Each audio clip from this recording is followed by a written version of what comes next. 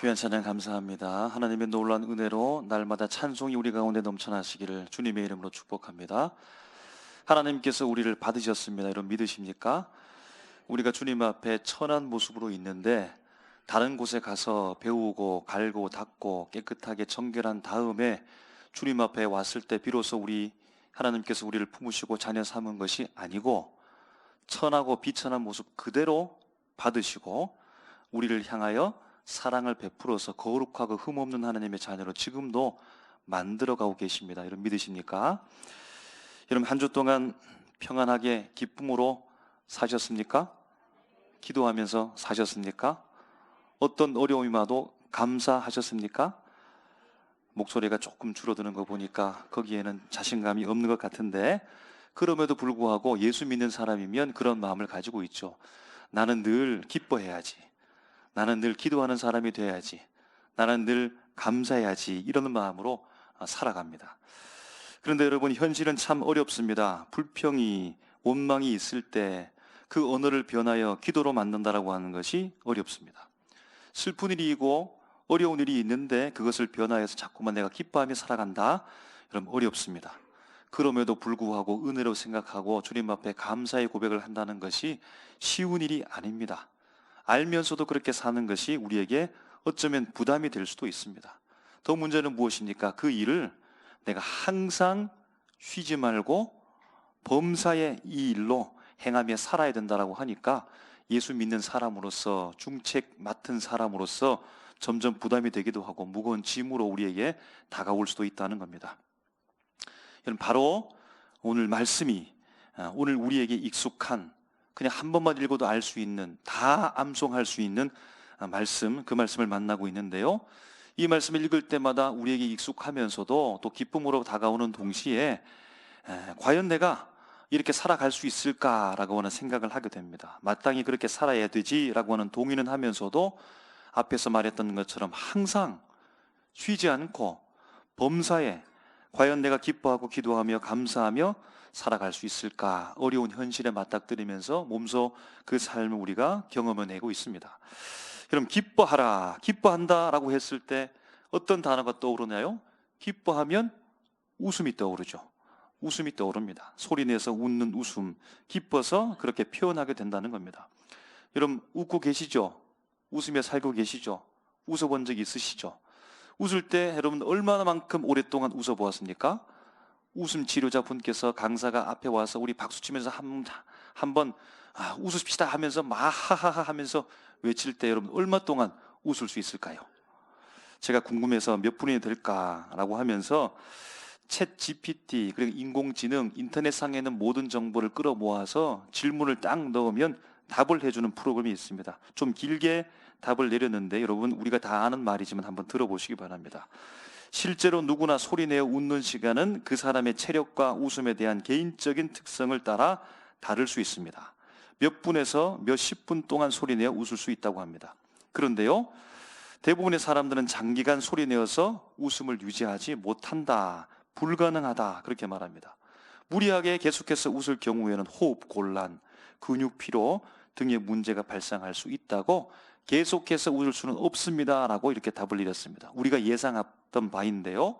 그럼 이 정보를 가지고서 오늘 말씀 읽었던 대로 항상 기뻐하라 라고 하는 이 말씀 우리가 한번 생각해 볼 때, 이 말씀은 소리내어서 웃는 것을 포함할 수는 있겠지만 그러나 이것만, 소리내서 웃는 것만을 말하는 것은 아니다라는 사실을 알게 됩니다. 두 번째로 기도하라라는 말씀을 떠올리면 여러분 어떤 생각이 듭니까? 오늘 이 자리 예배당에 앉아서 손을 모으고 눈을 감고 고개를 숙이고서 간절한 마음으로 소리를 내든지 아니면 속으로 기도하든지 그런 동작과 모습들을 생각할 수 있습니다. 여러분 얼마나 오랫동안 기도해 보셨습니까? 시작해서 여러분 지금부터 기도하게 되었으면 여러분 얼마 동안 기도할 수 있겠습니까? 기도를 오래 했던 분들의 말씀을 들어보면요, 이런 사례가 있습니다. 새벽기도 이후에 모든 분들이 다 집으로 돌아간 이후에 혼자 남아서 하나님 앞에 십자가 바라보면서 기도하고 있는데요, 열심히 기도했는데 오전 시간이 훌쩍 지나가 버리고 점심때까지 기도했다는 겁니다. 또 어떤 분은요, 기도원에 가가지고 막 사람들과 함께 집회에 참여하면서 방언으로 열심히 뜨겁게 막 기도했다는 겁니다. 한밤중이었습니다. 열심히 기도하는데요, 자기가 생각할 때에는 한 1시간쯤 기도했다고 생각했었는데 벌써 새벽녘 동이 터오는 상황을 봤다는 겁니다. 제가 어릴 때 모교회에서요, 금요일에 철야 기도회 한다고 해서 친구들과 함께 이제 동참한 때가 있었습니다. 언뜻 생각하기에는 철야 기도회 하니까 처음부터 밤중까지 지나서 새벽까지 날이 밝아올 때까지 계속해서 쉬지 않고 꼬박 기도하는 것이 아닌가 그렇게 생각했는데, 그러면서 열심히 찬양하고 기도하고 말씀을 들으면서 있었는데요, 휴식 시간이 있었습니다. 그냥 휴식 시간이 아니고 라면도 주고 간식도 주고 음료수도 주는 휴식 시간이 있었습니다. 너무나 기뻤는데 한편으로 어린 마음에 생각하는 거죠. 철야 기도회라고 했는데 쉬는 시간도 있구나, 휴식 시간도 있구나, 이렇게 되는 거죠. 여러분, 그러니까 기도한다라고 하는 것, 오늘 말씀 속에 말한다라고 하는 쉬지 말고 기도한다라고 하는 것도 우리가 알고 있는 바, 오랫동안 기도한다는 이 사실을 포함할 수는 있겠지만 계속 기도의 자세를 취하고 한 곳만 집중해서 기도하는 그 행동만을 말하는 것은 아니다라는 거죠. 그럼 마지막으로 감사라 생각해 보면 어떠합니까? 우리가 언제 감사하게 되죠? 내가 원하는 조건에 대하여 만족감을 느끼게 될 때 우리가 감사하는 그 반응, 응답이 나올 수 있습니다. 인터넷으로 무슨 어떤 매체를 통해서 주문한 상품이 딱 왔는데요, 한 번도 옷을 입어보지 않았는데 내 몸에 꼭 맞을 때 너무 감사하죠. 누군가로부터 음식을 대접받는데요, 식당에서 음식을 먹는데 너무 맛있는 겁니다. 너무 맛있어서 감사히 잘 먹었다고 그렇게 인사를 하는 겁니다. 도움을 받았습니다. 감사하다고 합니다. 내 요구가 관철되는 겁니다. 들어주는 겁니다. 너무 감사하는 거죠. 등등. 여러분, 그런데 한번 생각해 보면요, 내가 주문한 상품이 항상 마음에 들 수는 없는 거죠. 식당에서 음식을 먹을 때 마실 수는 있지만 항상 내 입에 맞는 음식만 나오지는 않습니다. 도움을 받을 수는 있겠지만 항상 도움받을 수는 없습니다. 나의 요구를 들을 수는 있겠지만 항상 내 요구가 받아들여질 수는 없다는 사실도 압니다. 여러분, 그러므로 말미암아 말씀으로 돌아와서 범사에 감사한다라고 하는 이 말은 만족을 포함할 수는 있겠지만 만족만을 말하지는 않는다는 사실로 정리할 수 있겠습니다.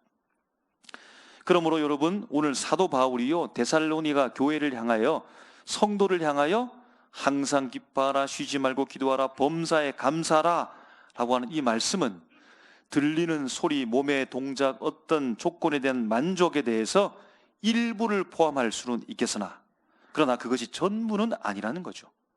소리, 동작, 조건을 포함하는 동시에 무엇이 있겠습니까? 내면 가운데 무언가 변하지 않는, 항상 유지되는 무언가의 에너지, 그 무언가, 이렇게 막연하게나마 우리가 생각할 수 있겠다는 겁니다. 우리가 읽은 본문 데살로니가 전서의 말씀은요, 데살로니가 교회에 보내는 사도 바울의 편지입니다.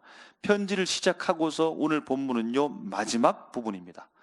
여러분, 편지 쓸 때 첫 인사를 시작해서 중간에 내용을 담고서 마지막 부분에 와서는 어떤 내용이 주를 이루겠습니까? 마지막 인사, 당부의 말씀이 있겠습니다.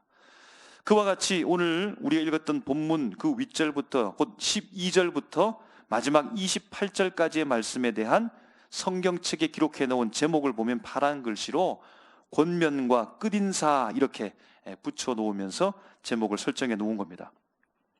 바로 사도 바울이요, 데살로니가 성도들에게 마지막 인사와 함께 당부 권면의 말씀을 하고 있다는 겁니다.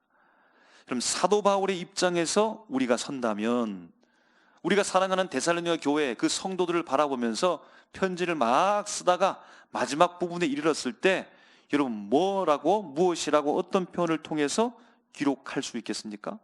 어떤 당부의 말씀을 그들에게 여러분 하고 싶습니까? 그럼 좀 더 우리 현실 속으로 다가와서요, 터미널에서 엄마가 한번 돼보십시오. 엄마가요, 딸을 이제 버스에 올려보내고 서울로 공부시키러 올려보내야 되는데 버스에 올라가기 직전, 오르기 직전 이 딸에게 엄마가 당부의 말씀을 하는데 여러분, 무슨 말을 하겠습니까? 어떤 말을 해주겠습니까? 아들이 군대에 갔습니다. 군대에서 열심히 훈련받는다는 소식을 들었고 면회할 수 있는 시간이 와서 이제 방문했습니다. 엄마가 손수 지은 맛있는 음식을 가지고서 아들을 면회에 만나서 음식을 먹게 합니다. 맛있게 먹습니다. 그런데 시간이 왜 이렇게 빠릅니까? 훌쩍 시간이 지나가고 이제 부대에 복귀해야 되는 시간이 온 겁니다. 아들이 부대에 복귀 직전 엄마가 그 아들을 바라보면서 여러분 무엇이라고 말할까요? 그럼 경험이 있으십니까? 그때 뭐라고 말했습니까? 아들아, 딸아, 밥 꼭 챙겨 먹어라. 집 걱정 절대로 하지 말고 열심히 공부하고 훈련 받아라. 엄마 걱정 절대로 하지 마라. 네가 하는 일에 집중해라. 결코 아무 데도 한눈 팔지 말고 결코 위험한 곳에는 절대로 가지 말고 나쁜 친구와는 절대로 어울리지 말고 선생님 말씀은 하나도 빠짐없이 잘 듣고 높으신 분이 말씀하면 빠뜨리지 말고 잘 듣고 다 듣고 순종해라. 이런 표현이 어떻게 되죠? 전부 모두 늘 항상 꼭 전혀 절대 표현입니다. 최상급 가능 부사라고 합니다. 이런 표현을 통해서 당부하게 되죠. 바로 오늘 본문으로 돌아오면 사도 바울이 부모의 심정을 가지고서 이제 막 자라나고 있는 신앙의 연수가 얼마 되지 않는 복음의 기초 속에 있는 그들을 향하여 사도 바울이 부모의 심정으로서 그들에게 지금 말씀을 전하며 마지막에 이르러 이제 마지막 인사와 당부의 말씀, 어떤 말씀을 할까요? 다 좋은 말로 하죠. 다 좋게 되기를 그렇게 바라면서 오늘 표현이 이렇게 되는 겁니다. 16절에 항상 기뻐하라. 쉬지 말고 기도하라. 범사에 감사하라. 19절부터는요, 성령을 절대 소멸하지 말고 예언을 절대 멸시하지 말고 21절 후부터는요, 범사에 좋은 것만 취하고 악은 어떤 모양으로 취하지 말고 다 버려버리고 23절에 보니까요, 이 모든 말씀을 하나로 집약합니다. 평강의 하나님이 친히 너희를 온전히 거룩하게 하시고 라고 말합니다. 그러니까 거룩하게 살라는 당부를 당부하고 또 당부하고 있는데 그 구체적인 내용이 기뻐하라, 기도하라, 감사하라, 성령과 예언의 말씀을 듣고 악은 버리고 좋은 것만 취하며 살아가십시오 라고 구체적으로 표현하면서 그들에게 당부하고 권면하고 말씀하고 있다는 겁니다. 이런 상황으로 보면 왜 항상 쉬지 말고 범사라고 말했는지 우리가 이해할 수가 있겠다는 겁니다. 여러분, 그런데 사실은 이 말씀 이후부터가 중요합니다. 그러면 과연 이 모든 말씀을 사도 바울은 그저 당부하는 말씀으로 끝낸 것인가? 그냥 늙으신 부모의 심정으로서 그들에게 전하는 말씀에 불과할까? 그냥 안부 인사일까? 그냥 그 정도일까? 염려되고 안타깝기 때문에 그냥 간절한 마음으로 그냥 당부하는 인사 정도로 마치는 말씀일까라고 하는 질문입니다. 즉 이처럼 꼭 살지는 못하지만, 그렇게 반드시 살지는 못하지만, 그렇게 애쓸 수는 없지만 그냥 그렇게 적당히 하는 말씀일까요? 한번 해본 말씀일까요? 그냥 그 정도로 받아들이라고 하는 말씀일까 하는 사실입니다. 그럼 만약 그렇다고 한다면 이 말씀은 힘이 없죠. 너무나 약합니다. 해도 되고 안 해도 되는 말씀이기 때문에 그 의미가 너무 약하다는 겁니다. 그래서 이 말씀이 나를 변화시키기에는 큰 의미를 담지 못할 수도 있다는 겁니다. 그런데 여러분, 진짜일까요? 진짜 이 말씀이 그냥 당부의 말씀에 불과할까요? 그건 아닐 텐데 라는 의심이 드는 겁니다. 18절 말씀에 보면 범사에 감사하라 라는 말씀으로 이어진 이후의 말씀이 오늘 우리에게 메시지를 던져줍니다. 항상 기뻐하고 쉬지 말고 기도하고 범사에 감사하라, 이 말씀이 그리스도 예수 안에서 너희를 향하신 하나님의 뜻이다 라고 이렇게 말하는 겁니다. 바울의 단순한 마지막 인사, 마지막 권면이라고 우리가 이미 정리를 한 것 같은데, 그리스도 예수 안에서 너희를 향하신 하나님의 뜻이라고 하는 이 비장한 말씀으로 마지막을 던져주고 있다는 겁니다. 그리스도 예수 안에서 너희를 향하신 하나님의 뜻, 여러분, 임금의 권력자의 말보다 더 크고 더 무거운 예수 그리스도 안에서 하나님의 뜻이라고 이렇게 말씀하고 있다는 겁니다. 그러므로 말미암아 그냥 지나가는 말로 보기에는 여러분 어렵겠죠. 그냥 좋은 말 한번 던진 것으로 생각하기에는 어렵습니다. 그냥 상투적인 말, 관념적인 말이라고 하기에는 이 말씀이 너무나 엄중한 겁니다. 너무나 무거운 겁니다. 너무나 신중하고 너무나 중요한 말씀을 지금 던져주고 있다는 겁니다. 한 번 해본 말, 한 번 던진 말, 그 말씀으로 취급하기에는 그리스도 예수의 존재가 너무나 크고 하나님의 뜻이 너무나 넓고 광대하다는 겁니다. 그러므로 말미암아 여러분, 우리는 어떻게 정리해야 됩니까? 인사와 권면을 포함하지만, 그러나 진짜 그렇게 살라는 하나님의 명령의 말씀이 이 속에 포함되어 있으며 그 말씀을 우리가 받아야 된다는 겁니다. 진짜 그렇게 살라는 말씀으로 받아야 된다는 겁니다. 여러분, 우리는 앞에서 항상 기뻐하고 쉬지 말고 기도하고 범사에 감사한다라고 하는 이 말이 물리적인 행위, 물리적인 소리와 물리적인 동작과 물리적 조건 만족으로서 지속하기에는 너무 힘들다는 사실을 우리가 알아보았는데요. 그러면 도대체 어떻게 정말로 이 삶이 가능할까요?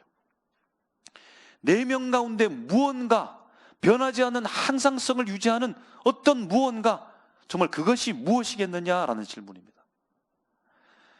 우리가 읽었던 18절 말씀에 그리스도 예수 안에서라고 말씀하고 있습니다.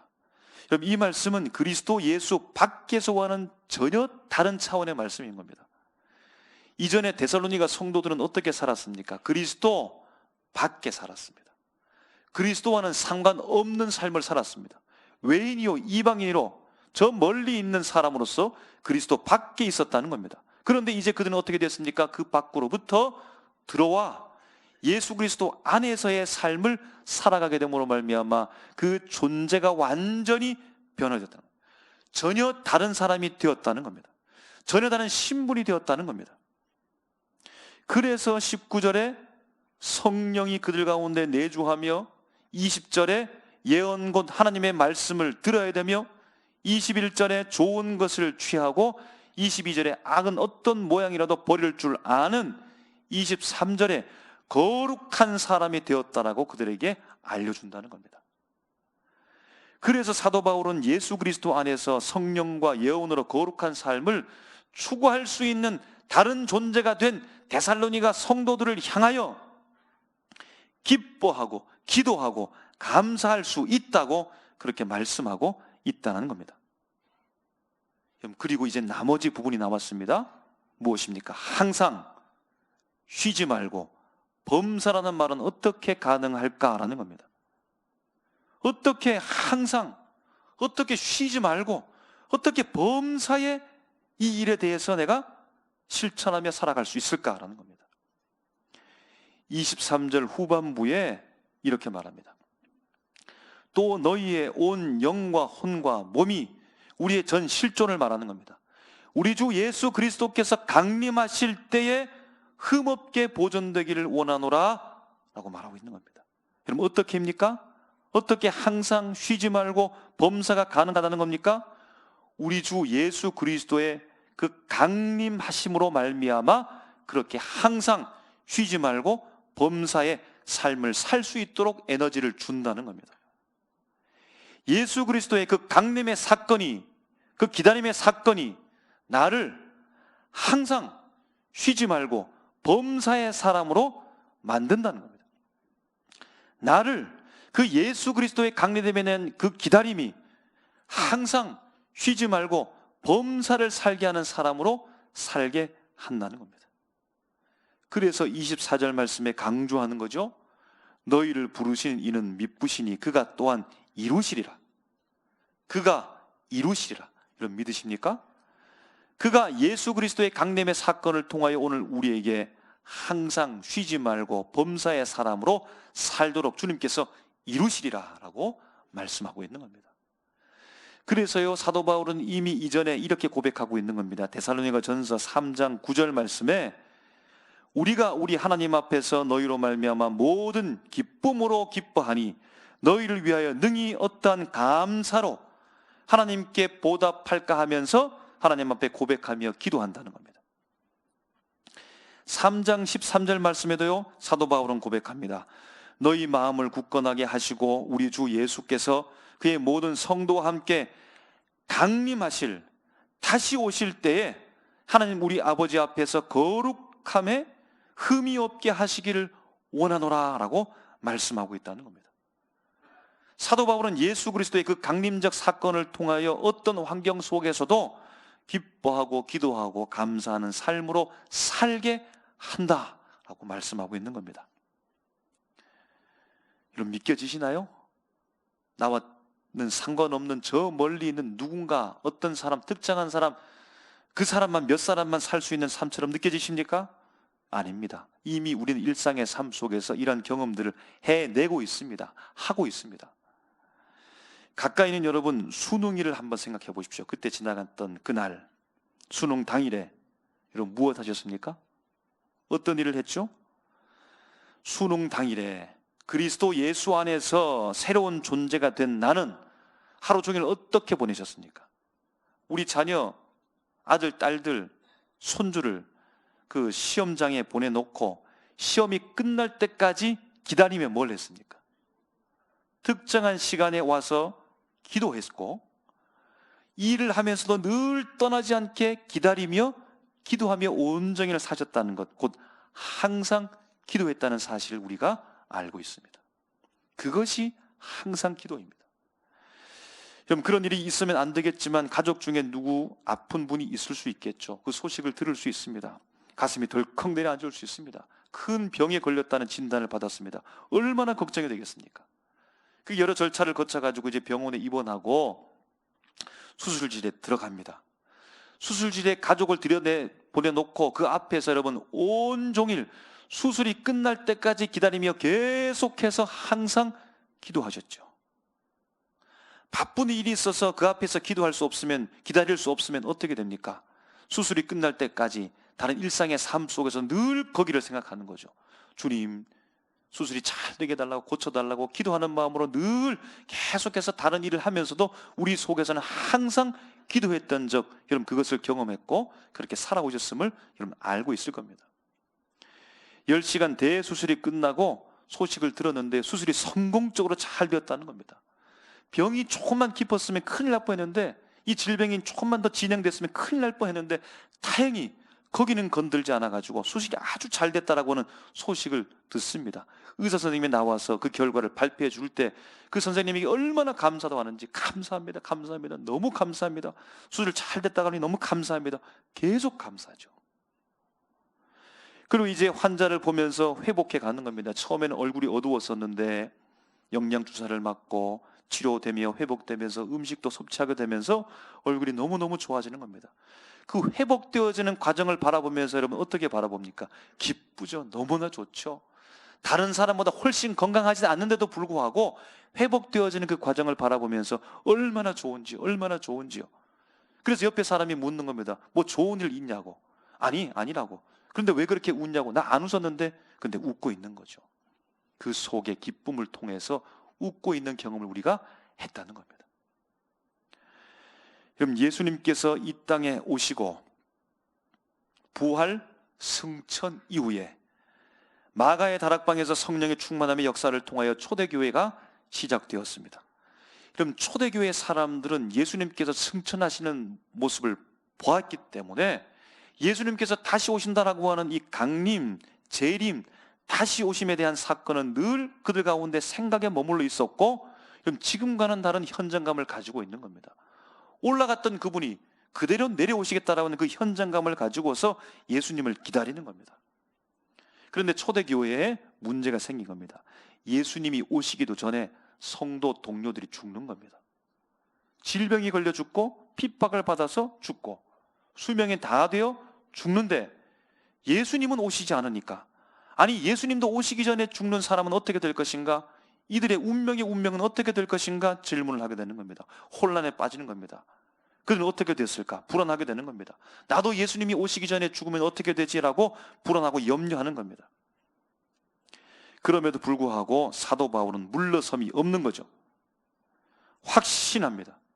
주님께서 다시 오신다는 겁니다. 저들 혼란의 말을 퍼뜨리고 이단 사상을 퍼뜨리고 있는 사람들, 예수 그리스도의 다시 오심을 믿지 않는 그들에게는 도적같이 그들에게 오지만, 그러나 예수 그리스도 안에 있는 우리에게는, 빛의 자녀들에게는, 낮의 아들들에게는 결코 우리에게 그렇게 오지 않는다. 그러므로 성령과 예언의 말씀 붙잡고 우리를 흠없고 거룩하게 하실, 우리를 지키실 그분을 바라보며 바로 예수 그리스도의 기다림, 그 기다림이 우리를 기뻐하게 만든다. 우리를 기도하게 한다. 우리를 감사하게 한다. 적극적으로 예수 그리스도 안에서 그 기다림으로 우리가 기뻐하자, 우리가 기도하자, 우리가 감사하자라고 이렇게 권면하고 명령하고 있다는 겁니다. 사랑하는 삼일교회 성도 여러분, 예수 그리스도의 다시 오심, 그 기다림은요 아직 우리 손에 잡힌 게 아닙니다. 그렇기 때문에 우리의 기쁨은 항상이 되는 겁니다. 오실 때까지, 그때까지 항상 기뻐하며 살 수 있습니다. 우리가 기다리는 그 예수 그리스도, 그 예수의 기다림은 아직 오신 게 아니죠. 오지 않았습니다. 그러므로 여러분, 우리의 기도는 쉬지 않는 기도가 되는 겁니다. 오실 때까지 오심을 받아보며 쉬지 않고 우리가 기도할 수 있다는 겁니다. 그 기다림은 우리 앞에 있죠. 우리 앞에 있는 겁니다. 그러므로 여러분, 범사, 오늘 하루하루 매일매일의 삶, 그 삶 가운데 우리는 감사할 수 있습니다. 아직 오시지 않았기 때문에, 우리가 기다리고 있기 때문에 그 기다림이 우리를 기쁨으로, 기도로, 감사로 항상 쉬지 않고 범사로서 우리를 인도해 가신다라고 말씀하고 있는 겁니다. 기다림의 신앙을 가질 때 기뻐할 수 있습니다. 기다림의 신앙을 가질 때 우리가 기도할 수 있습니다. 기다림의 신앙을 가질 때 우리는 감사할 수 있습니다. 아니, 그 이상 항상 기뻐하고 쉬지 말고 기도하고 범사에 감사할 수 있습니다. 예수 그리스도 안에서 기다리는 자에게 누구에게나 다 이렇게 우리가 말할 수 있다는 겁니다. 특정 사람만 하는 것이 아니라 예수 그리스도 안에서 기다리는 모든 자에게는 우리가 서로에게 권면하며 축복의 말로서 서로에게 이 말씀, 축복의 말씀을 할 수 있다라는 겁니다. 그럼 의지로 하면 지칩니다. 내 의지로 하면 3일밖에 가지 못합니다. 내 노력만으로 하게 되어지면 곧바로 슬픔, 곧바로 우리의 원망, 불평의 은혜들이 우리 속에 쏟아져 나올 수밖에 없습니다. 내 의지가 아니라 예수 그리스도 안에서 다시 오신다라고 하는 그 초대교회의 예수 그리스도의 승천을 바라봤던 그들의 신앙이 고스란히 오늘 우리에게 와, 우리도 그 예수를 바라보면서 예수 그리스도 안에서 기다림으로 우리의 노력과 의지가 함께 녹아들어 가게 되어질 때에 항상 기뻐하고 쉬지 말고 기도하고 범사에 감사할 수 있는 사람으로 살아낼 수 있는 줄로 믿습니다. 대림절 기간에 이 기다림으로 항상 기뻐하고 쉬지 말고 기도하고 범사에 감사할 수 있는 우리 모습이 다 되시기를 주님의 이름으로 축복합니다. 기도하겠습니다.